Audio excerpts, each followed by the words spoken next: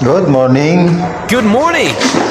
Araw ng linggo, kita mo naman mga kabisi, kaya wala tayo pahinga. Kasi hindi tayo pwede magpahinga sa dami na nag-aantay sa atin. So yun, babad muna tayo ng tiles mga kabisi.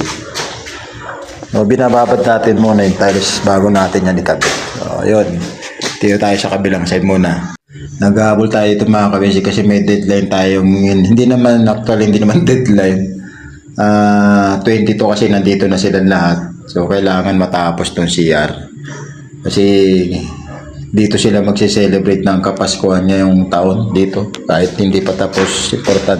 Kaya inuna lang muna natin yan, kwarto, para lang may magamit sila.